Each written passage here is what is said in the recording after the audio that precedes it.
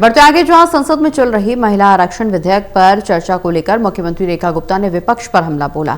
कहा कि इस नए कानून के जरिए महिलाओं को 33% आरक्षण मिलने से देश की महिलाएं कंधे से कंधा मिलाकर देश की प्रगति में अपना सहयोग दे सकती हैं। उन्होंने विपक्ष के रवैये पर भी तंज कसा। कहा कि संसद में चल रही बहस को देश की आधी आबादी न केवल देख सुन रही है, बल्कि ये भी समझ रही है कि उसे आरक्षण का अधिकार देने में कौन समर्थन दे रहा है और कौन उसका विरोध कर रहा है।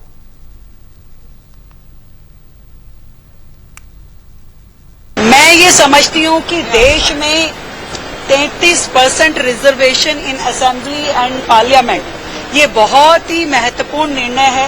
देश की आधी आबादी को मुख्य धारा में जोड़ने का ये काम होगा, जिसमें निर्णय प्रक्रियाओं में महिलाएं बैठ सकेंगी और इस देश की प्रगति में कंधे से कंधा मिलाकर के काम कर सकेगी। मैं ये समझती हूँ ये इधर उधर की बात किए बिना विपक्ष को साथ में आकर देश की इस आधी आबादी 70 करोड़ महिलाओं के अधिकारों के लिए, उनके सम्मान के लिए जुड़ना चाहिए।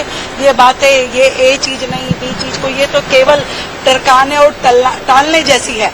मुझे लगता है कि देश की सभी महिलाएं आशा भरी निगाहों से इस समय उस लोकसभा सदन को देख रही हैं, उस संसद भवन को देख रही है, उस चर्चाओं को सुन रही है और ये समझती हैं कि आज महिला हित में कौन खड़ा होगा और कौन नहीं खड़ा होगा।